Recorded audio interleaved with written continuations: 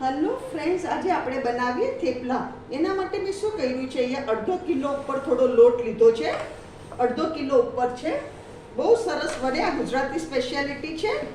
આમાં હવે આપણે શું કરશું, સ્વાદ અનુસાર મીઠું. આપણે મીઠું સ્વાદ અનુસાર નાખવાનું. મેં 1 ટીસ્પૂન ભરીને નાખ્યું છે, 1 ટીસ્પૂન ભરીને. બીજું જશે આમાં લાલ મરચું. ઘણા લાલ મરચું નથી નાખતા, પણ હું નાખું છું, એનાથી સરસ લાગે છે, ખરાબ નથી લાગતા. લાલ મરચું આ નાની સ્પૂન નાખી મેં ભરીને. ધાણા જીરા પાવડર આ બી નાની સ્પૂન ભરીને નાખી. હલ્દી આ 1/2 ટીસ્પૂન નાખી. આવી ટીસ્પૂન નથી, નાની સ્પૂન છે મારી. બીજું જશે આ કસૂરી મેથી લીધી 2 ટેબલ સ્પૂન. આ મેથીના થેપલા છે એટલે હું કસૂરી મેથી જ વાપરું છું. આપણે સૂકી આવી રીતે ભૂકો કરીને આમાં નાખી દેવાની.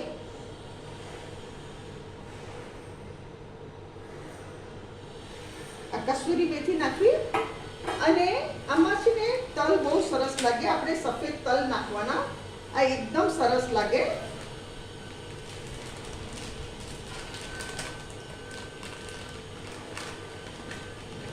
હું તમને કહું કેટલા નાખું છું. 2 ટેબલ સ્પૂન ભરીને મેં તલ નાખ્યા. આ 2 ટેબલ સ્પૂન ભરીને તલ નાખ્યા. હવે આપણે શું કરવાનું, આનો આપણે નરમ લોટ બાંધવાનો. આનો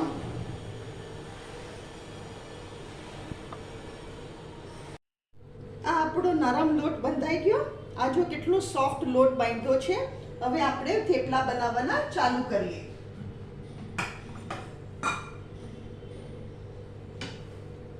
આમાં આને લોટમાં આવી રીતે ફેરવવાનું.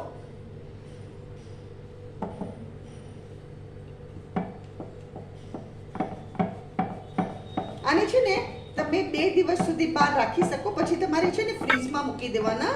ફ્રીજમાં એવા ને એવા રહે છે, પણ વધારે બહાર રાખશો ને તો આમાં તેલની વાસ બેસી જાય છે.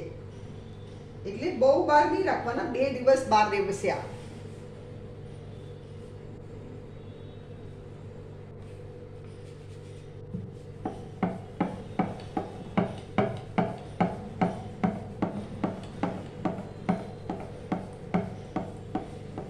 અને બહુ થિન નહીં ને બહુ થીક નહીં, એવા બનાવવાના.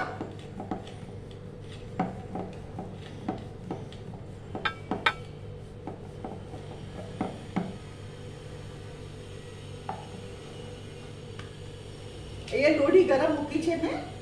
અને આને છે ને ઓલવેઝ લોખંડની લોઢી પર બનાવવાના. નોનસ્ટિક પર ચીવડ થાય છે. લોખંડની લોઢી પર એકદમ સોફ્ટ થશે. તમારા લોખંડની લોઢી પર એકદમ સોફ્ટ થશે.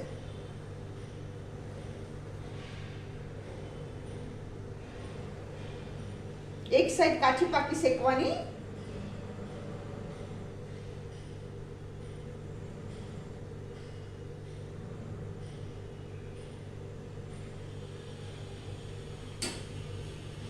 હવે આને હું ફેરવું છું અને અહીંયા આવી રીતે છે ને પ્રેસ કરવાના.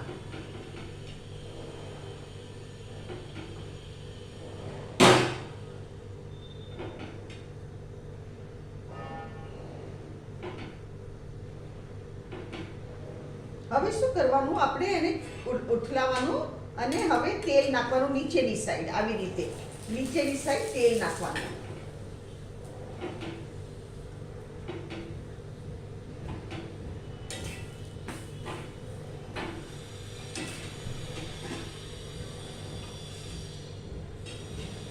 ફ્રેન્ડ્સ, આ છે આજના આપણા થેપલા. એકદમ સોફ્ટ અને એકદમ ટેસ્ટી. અગર તમને મારી વિડીયો પસંદ આવે તો કમેન્ટમાં જરૂરથી લખો. મારી ચેનલને જરૂરથી સબસ્ક્રાઈબ કરો અને તમે બી બનાવો અને ફેમિલી સાથે એન્જોય કરો. Thank you.